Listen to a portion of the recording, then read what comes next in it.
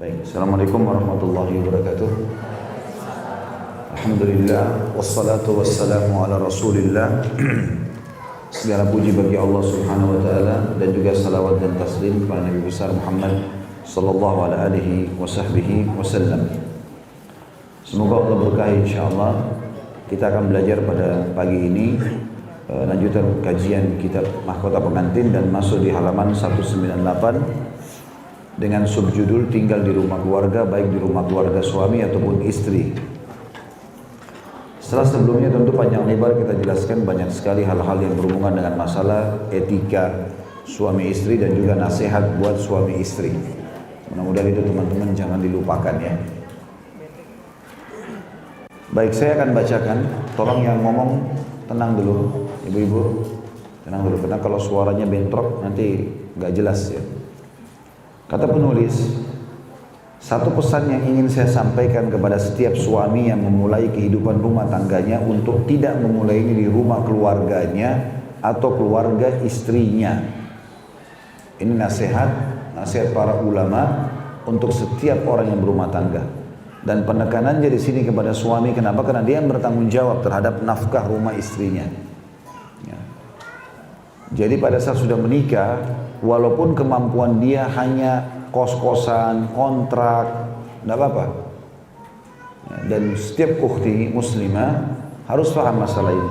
Kalau sudah menerima kalimat akadnya seorang laki-laki, menerima lamarannya, maka berarti hidup ukhti sudah bergantung sama dia.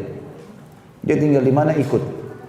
Walaupun tadinya kita tinggal di istana yang besar bersama ayah kita, setelah menikah mungkin suami kita hanya bisa ngontrak rumah, tidak semewah dan sebagus yang dimiliki oleh ayah kita, maka tidak ada masalah. Tetap harus sudah pindah kepada lokasi tempat di mana suami tinggal. Itu Allah jelaskan dalam Al-Quran ya, kepada kaum laki-laki, A'udzubillahi minasyaitonirrajim, askinuhunna min haitsu sakantum min wujdikum wa la tudarruhunna litudayyiqu alaihin. Al-ayat. Yang artinya tempat tinggalkanlah para istri tempat tinggal yang kamu tinggal dan jangan kamu persempit mereka, susahkan mereka sehingga mereka pun merasa sempit dalam kehidupan. Artinya berikan juga tempat yang semampu mungkin, yang layak, perabot yang bagus, tempat tidur yang bagus, tempat yang nyaman ya, semampu dia. Dan seorang istri harus juga berterima kasih tentang masalah itu. Kemampuan suaminya begitu besarkan jiwanya. Gak apa-apa kok, saya syukur dengan ini. Mudah-mudahan satu waktu Allah kasih kita yang lebih baik lagi. Maka akan terjalin hubungan yang baik karena saling menghormati. Ya. Saling menghormati. Sebagaimana juga saya jelaskan waktu itu tentang karakter laki-laki. Dia suka dinilai pengorbanannya. Jadi kalau ibu diberikan sesuatu walaupun sederhana, lalu ibu mengatakan atau ukhti mengatakan terima kasih ya. Maka yang muncul di benak dia adalah apalagi yang saya akan kasih. Kadang-kadang dia malu karena memberikan itu pada istrinya. Semua pikiran dia di luar bagaimana dia bisa memberikan yang terbaik buat istrinya karena ucapan terima kasih tadi. Tapi sebaliknya kalau ibu diberikan, mungkin bagi suami itu sudah upaya yang besar sekali. Dia ingin memberikan hadiah ibu handphone misalnya. Bagi dia handphone itu sudah mahal, mungkin dengan harga 4 juta, misalnya 3 juta. Ibu terbiasa pakai handphone 10 juta, tapi bagi dia itu sudah sangat luar biasa pengorbanan karena dia harus utang sama temannya, dia harus angkat barang, dia apa saja. Kemudian dia bawa pulang dengan hasil keringatnya, lalu ibu mengatakan, ya cuma handphone merek ini, ya mereknya merek Cina, ya mereknya merek ini, dan menjatuhkan orang akhirnya dia jadi tidak mau. Maka teman-teman sekalian, butuh kerja tim yang baik antara suami istri. Berhubungan dengan bahasan kita ini, masalah tempat tinggal yang disiapkan oleh suami, maka suaminya menyiapkan yang layak dan nyaman buat istrinya semampu dia, si istri juga berterima kasih dengan pemberian itu. Kita bicara di sini kalau lingkupnya, rumah yang suami siapkan lebih sederhana daripada rumah yang ibu tinggal dulu sama ayahnya. Kalau rumahnya suami lebih mewah, alhamdulillah. Itu pun juga harus ibu kontrol, jangan sampai tiba-tiba berubah menjadi sombong. Ada begitu wanita, hidupnya biasa, miskin sama ayahnya. Allah mudahkan jodohnya laki-laki kaya, tiba-tiba pindah di tempat yang mewah, kendaraan yang mewah, pindah Jakarta, sombong tiba-tiba. Mulai ngangkat suara depan suaminya, mulai tidak menghormati orang tuanya, ini juga tidak baik. Ya. Dan tempat tinggal ini adalah bentuk cinta pasangan suami istri, naungan rumah, atap yang kita pakai untuk berlindung bersama, tidur di situ bersama, kamar mandi juga digunakan bersama, gitu kan. Makan di bawah naungan atap itu tuh adalah bukti cinta pasangan suami istri. Artinya kalau masih bergantung pada naungan orang tua, berarti masih belum cinta namanya. Belum siap untuk berkorban bersama pasangan. Ya. Saya ulangi kata beliau, satu pesan yang ingin saya sampaikan kepada setiap suami yang memulai kehidupan rumah tangganya, untuk tidak memulainya di rumah keluarganya atau keluarga istrinya.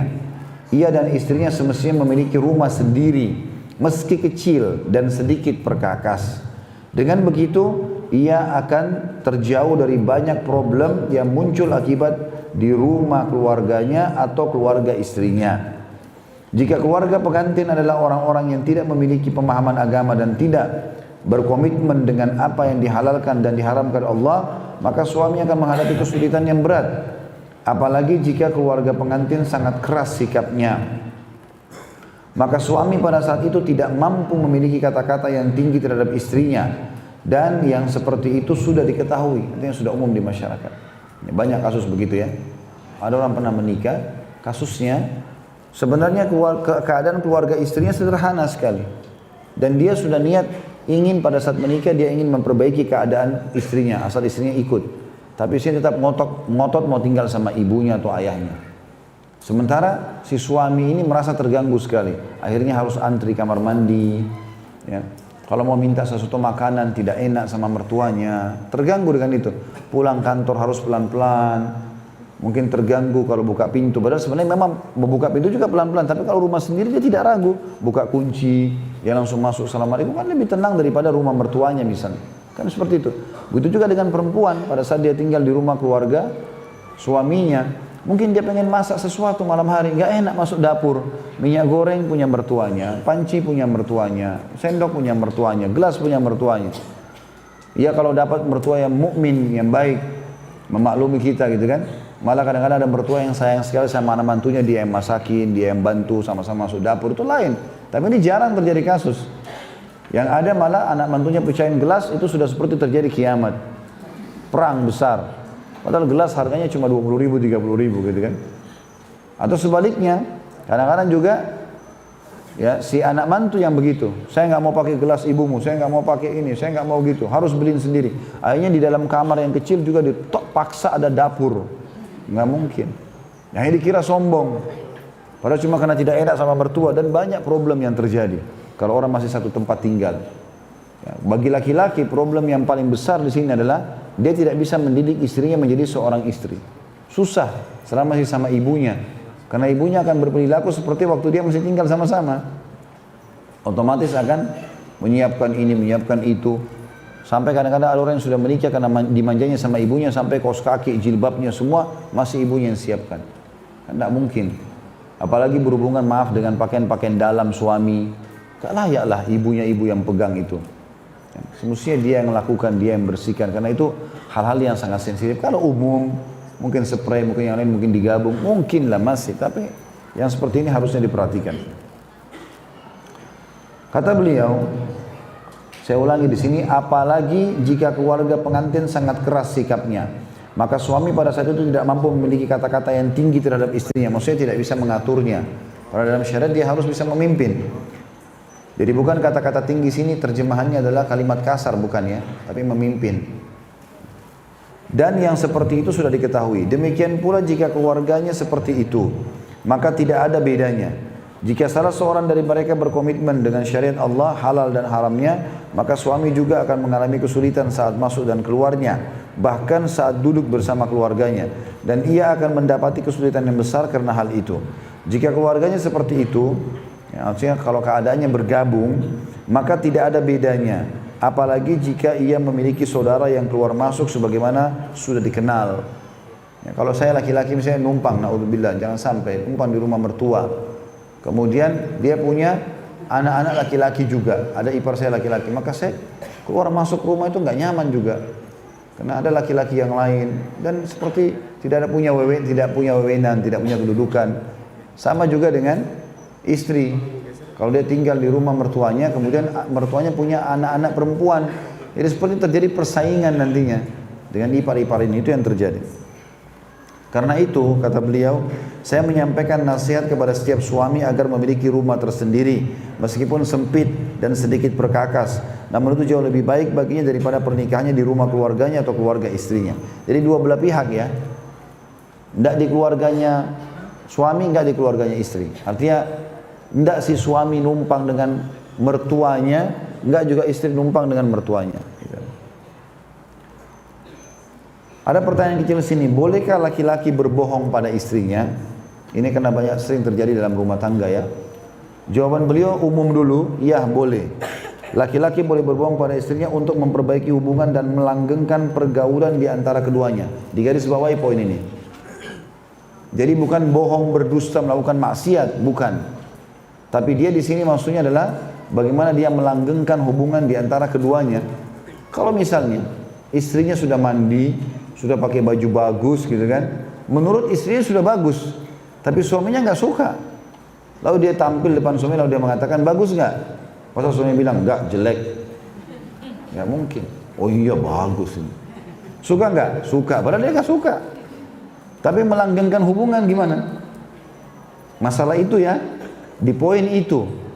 Bukan orang selingkuh kemudian dia bohong, nggak boleh, maksiat kepada Allah SWT, bukan itu. Tapi yang dimaksud seperti itu. Sama juga sebaliknya, mungkin ibu suaminya tanya, mungkin suaminya biasa saja, tapi suaminya kurang percaya diri lalu dia mengatakan, menurut kamu saya ganteng nggak sih? Misal. Tapi ibu tahu dia tidak ganteng. Oh iya ganteng, bahkan paling ganteng di dunia. Bohong. Banyaknya orang lebih ganteng dari dia. Ada bahasa-bahasa itu ya. Kamu laki-laki paling ganteng di dunia. Kamu perempuan paling cantik di dunia. Mana paling cantik ini? Masih banyak orang yang lebih daripada dia. Tapi ini bahasa-bahasa masuk dalam tanda kutip ada kebohongan, tapi untuk melanggengkan hubungan. Sebatas itu. Kata beliau misalnya, suami mengatakan kepadanya, kamu adalah wanita tercantik yang pernah aku lihat. Meskipun kurang kecantikannya. Misalnya, kamu begini dan begitu, aku berjanji akan memenuhi permintaanmu ini dan itu. Jika Allah memberikan kemudahan untuknya, maka ia akan memberikan permintaan itu. Itu semua ia lakukan dengan maksud untuk melanggengkan cinta dan pergaulan di antara keduanya. Tapi tentu di sini digarisbawahi juga ya, kalau janji itu harus ditepati ya. Makanya teman-teman kalau janji selalu mengatakan insya Allah. Ya. Baik, tolong masain saya makanan ini ya, insya Allah saya masain besok, mudah-mudahan saya tidak lupa ya. Jadi kita janji iya, tapi kalau kita lupa pun kita lepas dari masalah hukuman. Ibu misalnya pesan sama suaminya, tolong ya kalau pulang beliin saya bunga ini dan itu. Baiklah insya Allah, saya tidak lupa ya. Dan ingat teman-teman, dalam mekanisme lapangan, dalam rutinitas sehari-hari, masalah teknis, saya sudah selalu ulang-ulangi kalimat ini. Maafkan, mudahkan. Ibu pesan sesuatu, beliin saya ini ya. Terus dia pulang, kita sudah tunggu nih. Mana pesanan saya? Oh subhanallah saya lupa. Udah nggak apa-apa besok ya. Nah, itu baru bagus. Tuh pesanan saya dilupa, pasti ada perempuan lain. Pasti begini dan begitu. Kalau saudara kamu dahulukan, kalau ibu kamu dahulukan. Berantemlah gara-gara itu. Padahal sama saja sebenarnya tujuannya, kita marah atau tidak marah, tujuannya supaya itu dipenuhi kan gitu.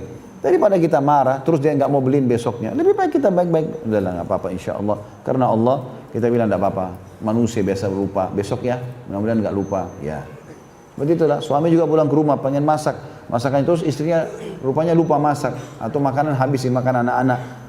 Dia pulang, mana masakannya? Oh subhanallah lupa tadi.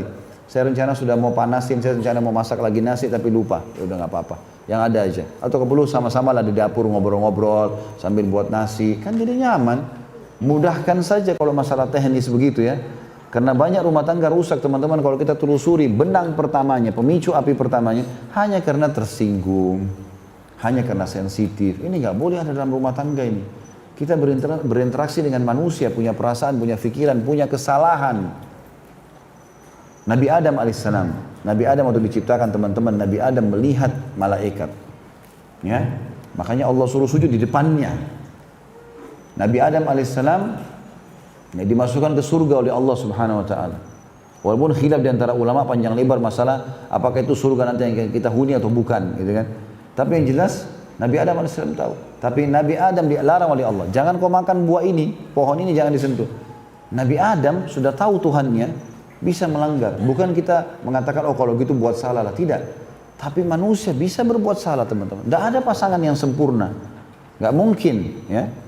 Nabi Yunus alaihissalam tinggalkan kaumnya sampai Allah hukum dimasukkan di dalam perut ikan paus gitu kan. Dia tidak, menurut kacamatanya atau pandangan Nabi Yunus tidak salah. Kenapa? Karena Nabi Yunus alaihissalam waktu disuruh datang ke wilayah Nainawah, sebuah wilayah di Irak, dakwahi penduduk Nainawah itu.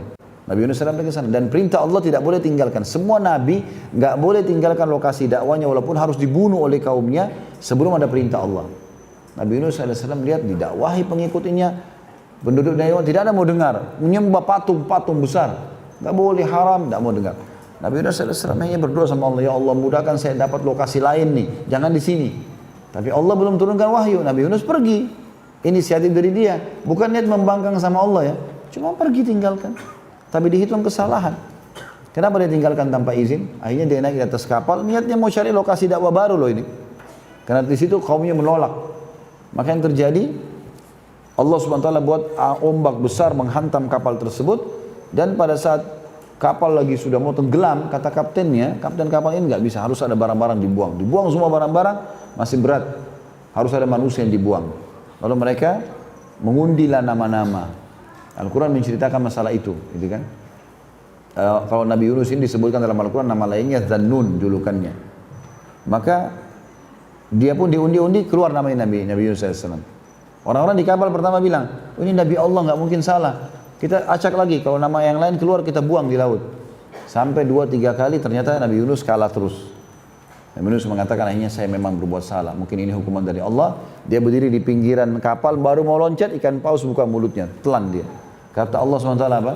Kalau bukan dia termasuk orang yang berzikir kepada Allah, maksudnya dia memohon ampun, ya, maka dia akan tinggal di perut ikan tersebut sampai hari kiamat. Ya. Banyak orang melakukan kesalahan-kesalahan. Jadi manusia itu bisa berbuat salah. Bukan kita benarkan kesalahannya. Salah tetap namanya salah. Tetapi manusia bisa buat salah. Jangan teman-teman berpikir kalau saya berumah tangga berarti saya mau pasangan yang sempurna tidak pernah buat salah. Nggak mungkin. Manusiawi orang buat salah. Tetapi yang benar adalah orang buat salah itu bukan karena disengaja kemudian dia minta maaf. Kita juga yang benar kita memaafkan.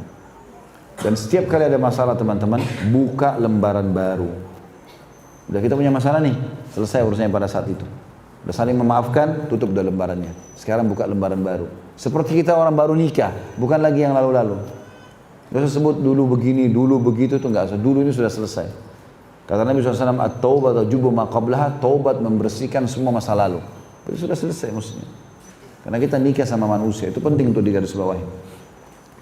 Imam Muslim berkata, rahimahullah, meriwayatkan dari Ummu Kalthum, ia mengatakan, aku tidak pernah mendengar Rasulullah SAW memberikan keringanan sedikit pun dari berdusta kecuali dalam 3 perkara. Seseorang mengatakan sesuatu yang dimaksudkan untuk mendamaikan, seseorang mengatakan sesuatu dalam peperangan atau siasat perang, dan suami berbicara atau berbohong kepada istrinya atau istri berbicara kepada suaminya. Ya. Jadi di sini hadis ini sebenarnya menjelaskan tentang masalah bohong yang dibolehkan, mendamaikan 2 orang yang sedang bertengkar. Misal A sama B lagi bertengkar. Kita mau perbaikin, ini masalahnya besar kalau dibiarkan. Maka kita datang kepada si A, menurut saya si B sudah merasa bersalah, tapi karena dia lebih tua dia nggak mau mulai. Padahal sebenarnya si B nggak bicara apa-apa sama kita. Kita datang kepada si B mengatakan bahwasanya si A juga merasa bersalah, tapi karena dia lebih muda dia nggak tahu harus mulai bagaimana. Kemudian bertemulah mereka saling menyangka kalau ya satu sama yang lain sudah merasa bersalah, maka mereka jadi baik hubungannya. Seperti itulah. Yang kedua adalah orang yang mengatakan atau orang yang mengatur siasat perang. Ya. Kalau ada orang Islam ditangkap oleh musuh, ditawan, lalu ditanya berapa jumlah pasukan Muslim, jumlahnya misalnya 500, dia bilang 5.000. Siasat perang, maka itu tidak ada masalah. Dan yang ketiga tadi ini berbicaranya suami istri, tapi dalam hal pujian, melanggengkan hubungan, ya. Jadi bukan kedustaan-kedustaan yang banyak difahami oleh sebagian orang. Karena semua rumah tangganya kebohongan-kebohongan yang salah. Kata beliau, jika demikian, bolehkah istri berbohong kepada suaminya? Jawabannya, untuk menunjukkan cintanya kepada suaminya boleh.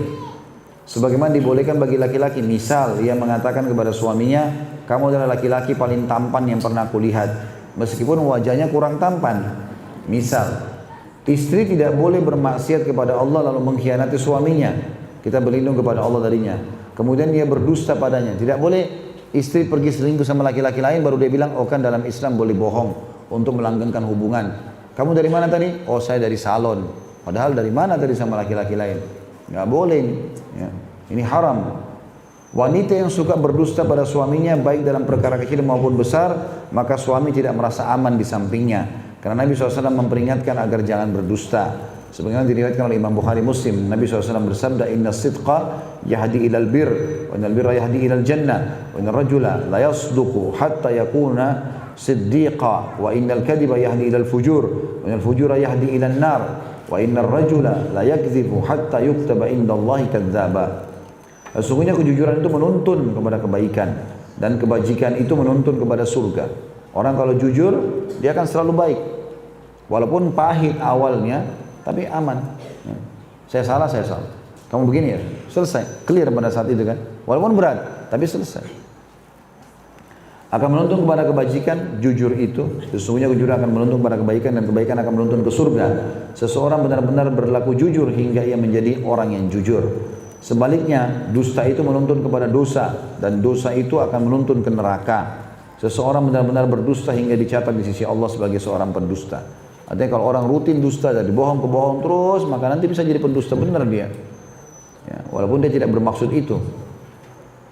Wanita yang menjadikan dusta sebagai sarana untuk keluar rumah dan berlaku bebas, maka sesungguhnya wanita tersebut berdasarkan hadis tadi menjadi orang yang berdosa. Suami tidak rela bergaul dengan wanita yang berbuat dosa. Kita berlindung kepada Allah darinya. Betapa banyak dosa telah menghancurkan banyak sekali rumah tangga. Nah, itu semua adalah poin penting berhubungan dengan masalah dua poin tadi ya. Masalah pentingnya tinggal di rumah sendiri tanpa numpang dengan mertua atau orang tua. Dan juga masalah pentingnya seseorang untuk memuji pasangannya tapi tidak boleh berdusta yang haram. Jelas itu ya? Jelaslah ini. Allahu a'lam. Baik, sekarang kita masuk ke judul lain. Ini masalah kriteria pria dambaan wanita dan cara mengetahui pria idaman. Jadi bapak-bapak siap-siap dengar ya, supaya mencontohi ini gitu ya. Kata penulis, kriteria pria yang didambakan itu berbeda-beda sesuai dengan perbedaan karakter wanita. Di antara wanita ada yang memandang bahwa pria yang didambakan adalah pria yang memiliki gelar akademis. Ada pula yang memandang bahwa pria yang didambakannya adalah pria yang berharta tanpa melihat pendidikannya. Ada juga yang memandang bahwa pria yang didambakannya adalah pria yang cakap dan lemah lembut. Ada pula yang memandang bahwa pria yang didambakannya adalah pria yang tampan tanpa memandang harta atau strata pendidikannya, dan seterusnya. Setiap wanita memiliki kriteria yang berbeda dalam kriteria-kriteria yang dimiliki wanita sejawatnya.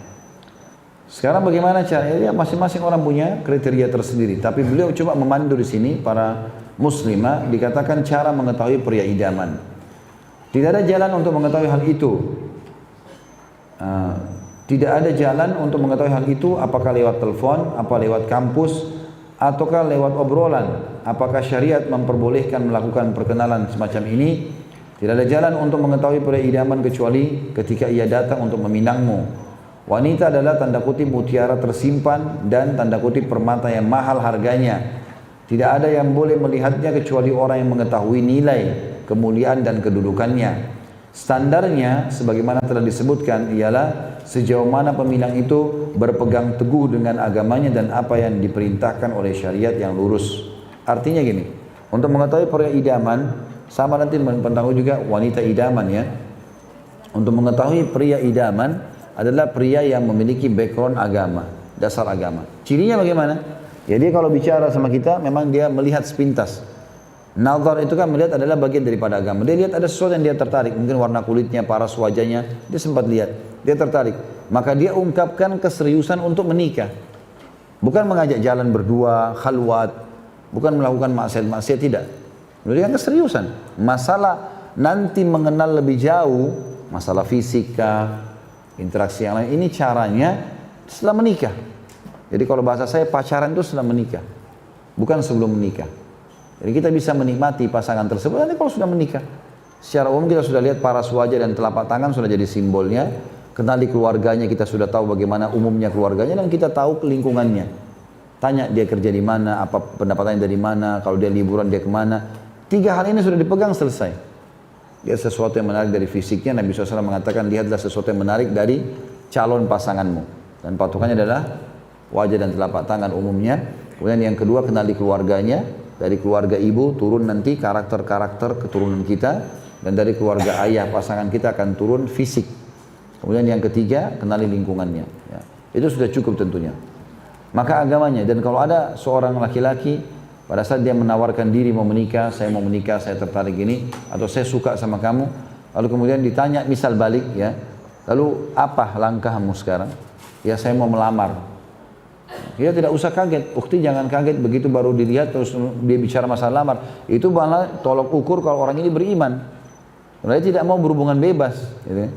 Saya dapat berita banyak sekali begitu, laki-lakinya sangat soleh, perempuannya malah sengaja ngajak keluar dulu, ketemuan dulu, ini dulu, itu dulu. Akhirnya terbukalah pintu-pintu yang tidak benar. Saya sudah jelaskan juga, pernikahan adalah ibadah, mulailah dengan kebaikan-kebaikan. Jangan dimulai dengan kemaksiatan. Karena bersentuhan sebelum menikah misalnya, berciuman, berpelukan, jalan sama-sama, ini membuka pintu dosa. Sementara kita niatnya berumah tangga. Nikmati itu setelah nanti menikah. Hasil survei terakhir saya dapatkan informasi begitu, itu negara yang paling sedikit perceraian adalah Saudi. Terlepas daripada Saudi itu punya kekurangan dan kelebihan, pastilah semua negara begitu ya. Tapi ada penelitian ternyata perceraian paling sedikit di sana. Kok bisa? Saya tanya teman-teman saya, bagaimana cara antum menikah? Umumnya masyarakat itu menggunakan hukum syariat. Artinya dia datang, dia suka, dia sudah mau menikah nih. Dia bilang sama ibunya, saya mau menikah. Ibunya lalu mengatakan, ada pilihan 1, 2, 3, 4, 5, ada sepupumu fulan, fulana, ada anak tetangga fulana. Waktu mereka kecil sering main sama-sama misalnya, tahu. Nah ini orang-orang yang pernah main waktu kecil. Dia tahu dari situ, kemudian dia mau, baiklah saya mau menikah. Maka yang paling pertama adalah didatangin. Ya. Didatanginlah rumahnya, kemudian mulai nadhar syar'i. Masalah nanti ke depannya, jalan sama-sama, interaksi biologis atau ciuman, pelukan, ini nanti setelah menikah. Yang penting sekarang secara umum pembukaan ta'arufnya sudah ada dulu. Karena kita kalau menikah, saya juga titik beratkan beberapa kali kalimat ini, selama kita menikah teman-teman, selama kita status suami sini laki-laki dan ibu-ibu sebagai status istri, selama kita menikah sampai kita meninggal itu masa-masa ta'aruf terus. Jangan heran 10 tahun sudah nikah, lalu istri kita atau suami kita yang lagi lewat di satu depan restoran, oh ini tempat favorit saya makan dulu, saya suka makanannya. Kita baru tahu setelah 10 tahun, kok bisa? Mungkin dia lupa, kita nggak pernah lewat di situ.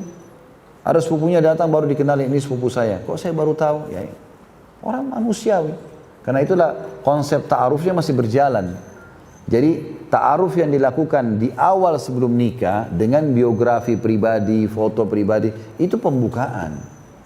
Bukan itu namanya ta'aruf itu. Ta'aruf yang sebenarnya nanti interaksi biologis, punya anak, mengenali karakter-karakter, keterampilan-keterampilan pasangan. Nah itu baru orang berta'aruf sebenarnya. Ya. Kata beliau, betapa banyak pria yang membuat wanita terpedaya dengan pakaiannya, bicaranya yang bagus, dan kata-kata yang manis seperti madu, baik di telepon, di kampus maupun karena ia tetangganya. Namun begitu setelah pernikahan ternyata ia bak fata morgana di padang pasir yang tidak ada wujudnya. Umumnya orang subhanallah pacaran haram sebelum nikah ini itu banyak direkayasa. Penampilannya rapi, kata-katanya bagus, dewasa lah, apalah, ya, pecahin masalah-masalah bersama. Padahal setelah menikah ada orang begitu, pacaran 10 tahun, nikah 2 bulan cerai. Banyak terjadi. Karena ternyata sementara pacaran mereka tunjukkan yang baik-baik saja. Syaitan hiasi itu. Ya, sementara pada saat sudah halal malah jadi tidak baik. Ya. Makanya tolok ukur adalah agama. Pertanyaan juga beliau katakan, apakah ada yang disebut istri merana? Kata beliau, istri merana adalah istri yang dibuat merana oleh suaminya. Jika tidak demikian maka tidak ada satu istri pun yang rela rumah tangganya merana dan menolak kebahagiaan dan cinta memenuhi rumahnya. Ya. Adakah suami yang merana? Jadi ada istri merana, ada. Kenapa? Karena suaminya berdusta, karena suaminya tidak memenuhi kebutuhannya. Kalau perempuan di rumah, ibu buka kulkas, ada semua makanan sudah dipenuhi. Kebutuhan anak-anak ada terpenuhi. Ibu buka lemari, ada. Ibu masuk kamar mandi, semuanya siap. Pastilah betah di rumah. Kalau kita mau makan tidak ada makanan, ditelepon suaminya susah, kadang-kadang kalau pulang marah-marah, maka marahlah orang gitu kan. Sementara target pernikahan bukan itu dalam Islam. Bagaimana seorang suami menjadikan istrinya sebagai ratu di rumahnya. Dia penuhi, dia ngobrol yang baik, dia kan istri juga mengetahui posisinya. Dia dianggap sebagai seorang bidadari di rumah, permaisuri yang dia harus bisa. Padahal suaminya datang, dia rapi, dia bersih, dia penuhi kebutuhannya. Maka itu akan terjalin rumah tangga yang sebenarnya di situ. Ada juga suami yang merana kata beliau, demikian pula tidak ada suami yang menolak kehidupan rumah tangganya menjadi bahagia, tenang, lagi tentram. Ia hanyalah berubah menjadi suami yang merana karena istrinya membuatnya merana. Ketika mendefinisikan kata nikah atau tazwij, Anda menjelaskan pada catatan kaki perbedaan antara kata nikah dan zawaj berkaitan dengan penjelasan ini. Ketika membaca dalam kitabullah, saya mendapati terkadang Allah SWT menggambarkan istri bahwa ia adalah istri tanda kutip zaujah dan terkadang juga menyebutnya sebagai wanita imra'ah. Maka apa bedanya? Dalam bahasa Arab ada istilah zaujah, ada mar'ah. Ya. Orang Arab biasa mengatakan, kalau ada istilah disebut dia mengatakan hadihi zaujati, ini istriku. Kadang-kadang juga dia mengatakan hadihi imra'ati, ini wanitaku. Ada pertanyaan kecil beliau tulis di sini, bagaimana membedakan dua istilah ini yang disebutkan dalam Al-Quran? Itu tadi sudah kita jelaskan teman-teman, pria dan wanita idaman. Bagaimana mereka didahulukan agamanya dan akhirnya mereka takut dengan Allah dan menjalankan kewajiban dalam rumah tangga. Dan kalau selain daripada itu akan mendatangkan kemeranaan. Sudah kita jelaskan tadi masalah itu. Sekarang kita masuk ke perbedaan antara zaujah, istilah istriku, atau mar'ah. Ya. Mar'ah tentu di sini dikatakan adalah ya, wanitaku. Anda tidak menjumpai perbedaan antara kata zauj, istri, dan mar'ah atau wanita dalam kitab-kitab fikih. Sementara Anda mendapati Al-Quran membedakan di antara keduanya. Al-Quran memakai kata zauj berkaitan dengan kaum yang beriman, sementara kata mar'ah berkaitan dengan kata kaum musyrikin dan kafir. Adapun al-azwaj adalah jamak daripada zauj, konon jamak dari zaujah. Namun yang pertama lah yang lebih fasih, dan itu pula lah yang disebutkan dalam Al-Quran. Sebagaimana Allah berfirman di dalam surah Al-Baqarah ayat 35 tentang Nabi Adam alaihissalam dengan istrinya Hawa. A'udzu billahi minasyaitonir rajim. Ya Adam uskun anta wa zawjukal jannah. Hai Adam, diamilah oleh kamu dan istrimu surga itu. Ya. Ini juga istilah teman-teman baik dipakai ya. Jadi boleh kita mengatakan selain kata suamiku atau istriku, kita mengatakan kalau ibu-ibu bilang suaminya zauji. Ya. Misalnya mengatakan zauji sebentar lagi datang, ya itu kata panggilan yang baik sebenarnya. Atau suami mengatakan zaujati, ya kalau perempuan pakai ta, sebagaimana disebutkan dalam ayat ini. Kemudian dalam surah ayat yang lain tentunya surah Al-Anbiya, tadi itu surah Al-Baqarah 35, sekarang Al-Anbiya ayat 90 tentang Nabi Zakaria alaihissalam. Allah berfirman, a'udzubillahi minasyaitonirrajim wa aslahna lahu zaujah. Dan kami jadikan istrinya dapat mengandung. Sudah pernah kita ceritakan Nabi Zakaria alaihissalam ya. Dia 100 tahun, 70 tahun menikah, baru dikarunia anak. Padahal istrinya orang mandul. Dia nikah umur 30 tahun, istrinya 20 tahun. Kemudian dia terus berdoa sama Allah, dikasih anak dari istri yang mandul ini. Allah terus biarkan dia berdoa sampai 70 tahun. Sampai umur dia 100 tahun baru Allah kabulkan. Itu sudah pernah kita bacakan kisahnya di dalam awal-awal surah Maryam. Tapi pada saat istrinya sudah 90 tahun, dia 100 tahun dan Allah kabulkan doanya sebagai tanda-tanda kebesaran buat manusia, Allah bilang wa aslahna lahu zaujah. Dan kami perbaiki keadaan istrinya dengan cara dia hamil. Ya. Adapun kedua berasal dari pernyataan Ibnu Abbas radhiyallahu anhu mengenai Aisyah radhiyallahu anha, innaha zaujatu nabiyyikum fid dunya wal akhirah.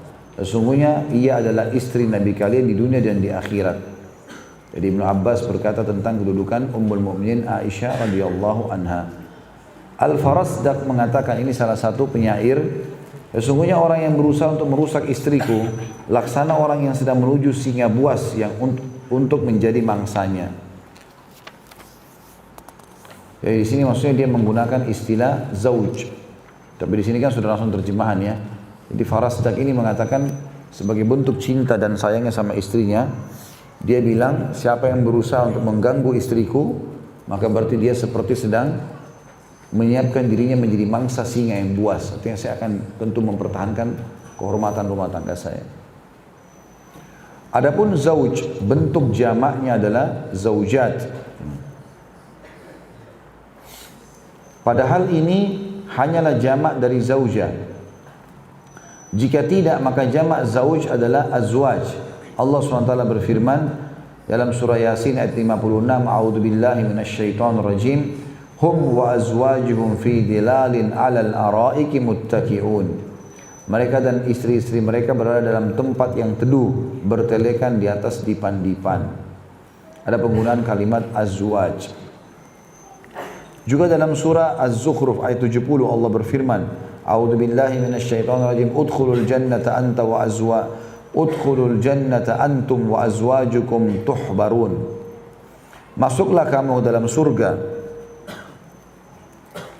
Kamu dan istri-istri kamu digembirakan. Ada penggunaan kata azwaj. Al-Quran mengabarkan tentang orang-orang beriman dengan kata zauj, baik dalam bentuk tunggal maupun jamak, seperti telah disebutkan. Allah juga berfirman, A'udzu billahi minasyaitonir rajim, surah Al-Ahzab ayat 6, An-nabiyyu aula bil mu'minina min anfusihim wa azwajuhum ummahatuhum. Nabi itu hendaklah lebih utama bagi orang-orang mukmin daripada mereka sendiri. Nabi itu hendaklah lebih diutamakan, sebenarnya terjemahnya ya, bagi orang-orang mukmin dari diri mereka sendiri, dan istri-istri Nabi adalah ibu-ibu mereka. Di sini Allah SWT mengatakan wa azwajuhu ummahatuhum, dan istri-istri Nabi digunakan istilah azwaj ya. Ummahatuhum. Juga dalam surah Al-Ahzab ayat 59 Allah berfirman, A'udzu billahi minasyaitonir rajim, Ya ayyuhan nabiyyu qul li azwajik. Surah Al-Ahzab 59, hai Nabi, katakanlah kepada istri-istrimu, azwajik, zauj, azwaj ini digunakan. Tadi sudah saya bilang dianjurkan juga menggunakan nama itu, istilah ini, bilang zaujati atau kalau untuk istri, dan kalau untuk suami zauji. Sementara menggunakan kalimat imraati, tentu ini yang dijelaskan oleh beliau karena istilah bahasa Arab ya. Cuma ini terjemahan sekarang. Mengabarkan mengenai kaum musyrikin dengan kata mar'ah atau wanita, wanitaku gitu ya. Biasanya kalimat ini digunakan oleh ahli-ahli maksiat ya. Dia mengatakan ini wanitaku lah ya. Itu jarang sekali digunakan untuk orang beriman. Jadi kalimat istri lebih mulia lah istilahnya. Sebagaimana Allah berfirman dalam surah Al-Lahab atau Al-Masad, 4 ayat tentang Abi Lahab. A'udzu billahi minasyaitonir rajim. Tabbat yada abi lahabin wa tab ma agna anhu maluhu wa ma kasab sayasla naran dzata lahab wa imra'atuhu hammalatal hatab. Ada kalimat wa imra'atuhu. Binasalah kedua tangan Abu Lahab, dan sesungguhnya dia akan binasa. Tidaklah berfaedah harta bendanya dan apa yang ia usahakan. Kelak dia akan dimasukkan ke dalam api bergejolak, dan begitu pula istrinya pembawa kayu bakar. Jadi dulu Abu Lahab ini adalah paman Nabi ya. Kalau nggak salah namanya Abdul Izz. Jadi saudara ayahnya Nabi SAW. Dia dulu punya anak laki-laki menikah sama anak Nabi SAW. Tapi setelah dia tahu Nabi mendakwakan Islam, dia suruh anaknya ceraikan anak Nabi. Ya, kemudian dia pun membenci Nabi SAW. Selalu di mana-mana Nabi jalan, dia selalu mengatakan ini ponakanku, aku lebih kenal dia pendusta. Ya, sampai salah satu sebab Nabi SAW dilempari dengan batu di kota Taif itu karena dia berkata, atau Abu Lahab ini datang ke kota Taif mengatakan itu ponakanku, aku lebih tahu ya, jangan percaya dia, seperti itulah. Sementara istrinya benci juga dengan Nabi SAW hanya karena mendakwakan Islam, maka dia selalu taruh di lehernya itu seperti ranting-ranting kering ya. Itu yang disatu-satuin gitu kan, ranting-ranting kecil, nanti itu menjadi bahan bakar untuk membakar api. Atau kadang-kadang juga dia mengambil itu diistilahkan juga dengan kayu bakar, atau dikatakan juga serabut yang digantung di lehernya. Maka istrinya selalu buat begitu. Di mana Nabi SAW lewat, dia taruh itu lalu dibakar dengan api supaya Nabi SAW tidak bisa lewat. Nah di sini dia dengan istrinya dua-duanya dipastikan masuk ke dalam api neraka dalam ayat ini karena mereka meninggal dalam keadaan kufur. Tapi Allah SWT menggunakan di sini untuk menyebutkan dan istrinya Abu Lahab. Allah nggak bilang zaujah, Allah bilang imra'ah. Lihat nggak? Hah? Lihat nggak ini? Faham nggak? Allahu a'lam.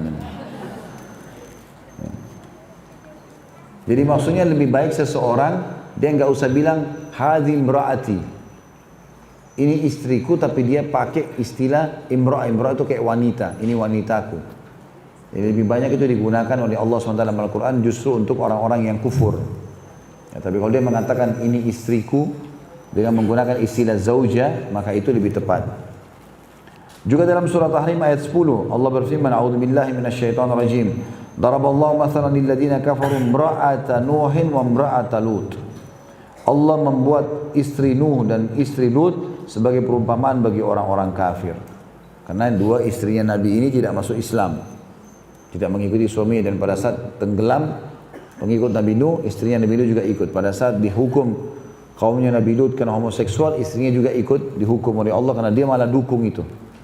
Dia malah dukung. Ya. Jadi anak istrinya Nabi Lut dengan mertuanya Nabi Lut itu dua-duanya kufur. Ya. Maka mereka saling mendukung kaumnya untuk melakukan homoseksual. Allah hukum mereka. Karena keduanya adalah wanita musyrikah, maka keduanya disebut dengan mar'ah. Allah Azza wa Jalla berfirman mengenai Fir'aun, wa daraballahu mathalan lil ladzina amanu imra'ata fir'aun. Dan Allah membuat perumpamaan bagi orang-orang yang beriman, istrinya Fir'aun. Di sini sebenarnya istri Fir'aun namanya Asya. Asya ini beriman kepada Allah dan meninggal dalam keadaan mati syahid, dibunuh oleh Fir'aun. Tapi di sini karena Fir'aun suaminya dia tidak baik, maka Allah SWT juga menggunakan kata imra'ah. Ya, sama digunakan itu. Karena Fir'aun adalah laki-laki musyrik, sedangkan istrinya adalah wanita mukminah, maka Allah tidak menyebutnya dengan zauj atau pasangan yang baik atau halal buat dia. Juga Allah SWT berfirman tentang Nabi Adam AS, ya Adam uskun anta wa zawjukal jannah, hai Adam tinggallah kamu dengan zaujmu itu, istrimu dalam surga. Juga disebutkan tentang Nabi kita Muhammad SAW, inna ahlalna laka, ya. Maksudnya kami telah menghalalkan bagimu. Di sini itu ada kalimat zauja, tapi di sini ayatnya tidak ditulis oleh penerbit, cuma disukupkan dengan inna auhayna laka, inna ahlalna laka. Juga Allah SWT berfirman tentang kaum mukminin, walahum fiha azwajum mutahhara, dan azwaj di sini ya, dan di dalam surga mereka akan mendapatkan istri-istri yang suci. Segolongan ulama diantaranya As-Suhaili dan selainnya berpendapat Allah tidak menyebut mereka sebagai istri karena mereka bukan istri bagi laki-laki mereka di akhirat kelak. Karena pernikahan adalah pakaian syar'i dan ini merupakan perkara agama, maka Allah melucuti wanita kafir dari pakaian tersebut sebagaimana Allah melucuti istri Nuh dan istri Nuh darinya. Kemudian As-Suhaili mengukakan juga yang semisal dengannya, yaitu perkataan Zakaria alaihissalam, wa kanat imraati akhira, sedangkan istriku adalah wanita yang mandul. Dan firman Allah SWT tentang Ibrahim AS, fa'akbalat imra'atu fi sarrah, lalu istrinya Ibrahim datang memekik atau tercengang. Surah Az-Zariyat ayat 29. Jadi maksudnya paragraf ini teman-teman, paragraf segolongan ulama diantaranya As-Suhaili, kemudian di bawahnya lagi ada paragraf kemudian As-Suhaili, ini menjelaskan ada juga kalimat imra'ah yang tadinya istilahnya si wanitaku ini, itu digunakan juga untuk orang mukmin seperti kasus Nabi Zakaria itu bilang kepada Allah, ya Allah wa imraati akhirah, imra'aku ini ya dia mandul. Juga di Ibrahim alaihissalam dikatakan fa aqbalat imra'atuhu fi sarrah, dan datanglah imra'anya, wanitanya dalam keadaan tercengang waktu Sarah alaihissalam ditawarkan oleh atau dijanjikan oleh para malaikat, janji dari Allah dia akan hamil Ishak. Maka jawabannya adalah penyebutan wanita atau mar'ah pada ayat-ayat tersebut lebih tepat karena terdapat dalam yang menyebutkan kehamilan dan melahirkan. Penyebutan wanita itu lebih tepat karena sifat kewanitaan itu berkonsekuensi pada kehamilan dan melahirkan, bukan dari aspek bahwa ia adalah seorang istri. Artinya di sini digunakan kata imra'ah oleh Nabi Zakaria alaihissalam dan Nabi Ibrahim alaihissalam di sini bukan karena kasus ini adalah mukmin atau bukan mukmin, tapi di sini lebih digunakan dalam bahasa Arab istilah imra'ah ini khusus di dua ayat ini itu karena akan ada kehamilan. Kasusnya bukan karena dibahas istrinya, tapi dibahas masalah kehamilannya. Penulis juga berkata, mohon maaf memang di buku ini begini ya, ada beberapa seperti kita pernah lewatin beberapa lembar yang lalu. Ada beberapa hal yang kadang-kadang penulis masuk merincikan panjang lebar yang mungkin tanda kutip kita tidak membutuhkannya kalau di Indonesia. Tetapi memang begitu tulisan, maka kita harus membacanya. Penulis berkata, walaupun ada yang mengatakan rahasia disebutkannya kaum mukminin dan istri mereka dengan kata azwaj, kata ini memberi kesan persamaan, sejenis dan sebanding. Sebagaimana bisa difahami itu bisa juga atau sebagaimana bisa difahami dari kata itu sendiri. Sebab az-zawjani atau az-zawjani adalah dua hal yang serupa, sebanding dengan atau sama. Di antaranya Allah SWT, uhsyurul ladzina zalamu wa azwajuhum.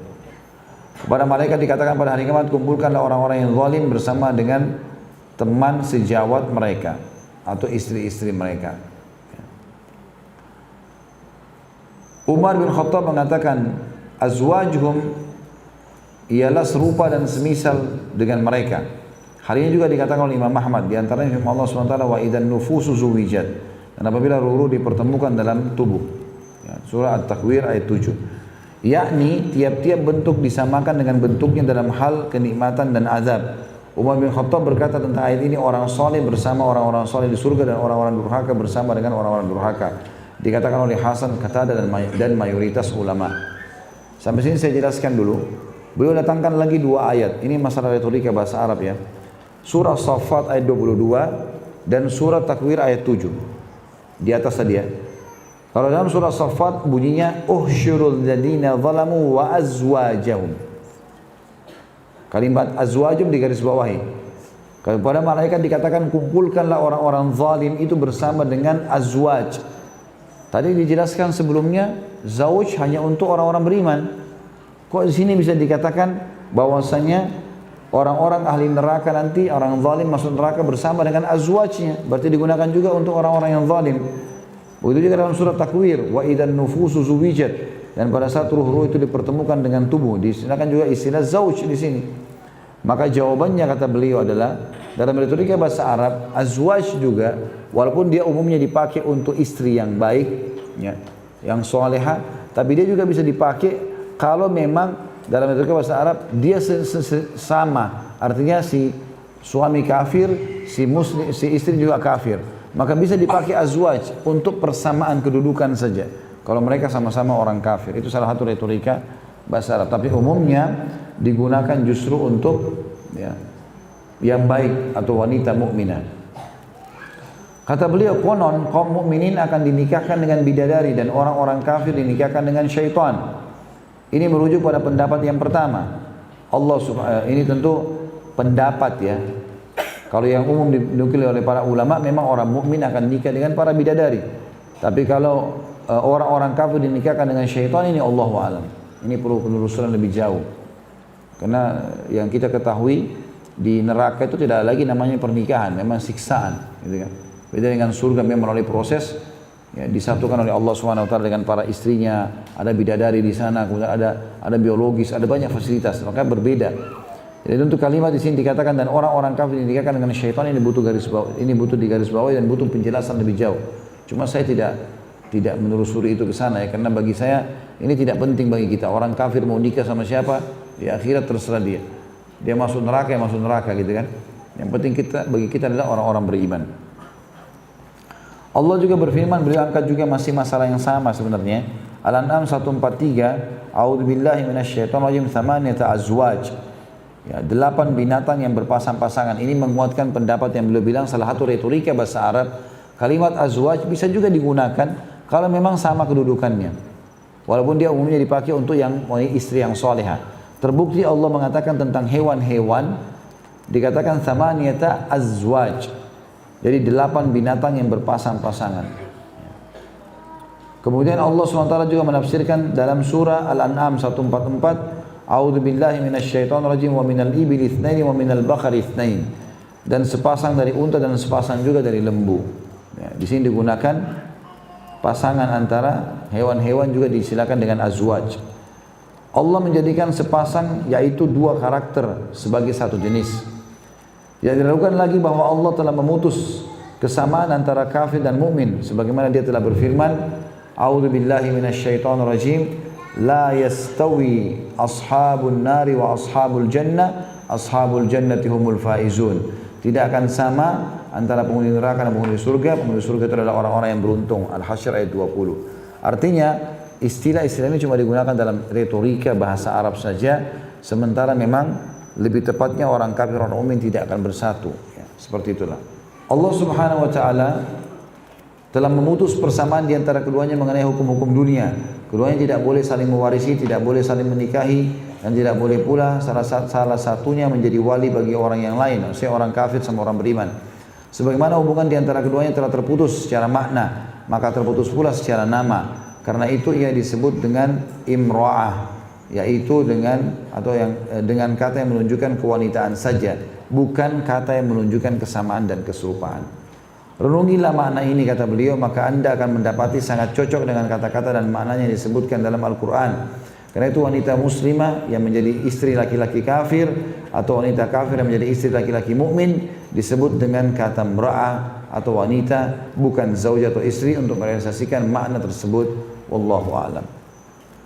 Ini lebih baik daripada perkataan orang yang mengatakan bahwa istri Abu Lahab hanyalah disebut sebagai mra'ah atau wanitanya dan tidak disebut sebagai istrinya. Karena pernikahan kaum kafir tidak memiliki keabsahan hukum. Berbeda dengan pernikahan kaum mukminin atau muslimin, ini adalah pendapat yang batil. Karena Allah SWT memakai kata mra'ah juga untuk istrinya Nuh dan istri Lut perihal pernikahan tersebut. Jadi ini masih berputar di rincian masalah kalimat imra'ah dan zaujah tadi, ya. Baik, saya melihat ini semuanya sampai halaman 210 masih sama. Jadi perselisihan para ulama dalam menjelaskan masalah istilah imra'ah dan zaujah. Saya merasa sudah cukup sampai situ tadi bahasan itu, ya. Ini kita langkahin beberapa lembar karena sama saja, akan sama penjelasannya tadi. Istilahnya kalau zaujah dipakai untuk wanita-wanita yang baik-baik, kalau imra'ah dipakai untuk wanita yang tidak baik. Seperti itulah kurang lebih kesimpulannya. Baik, begitu saja. Subhanakallahumma bihamdika, asyhadu an la ilaha illa anta astaghfiruka wa atubu ilaik. Wassalamualaikum warahmatullahi wabarakatuh.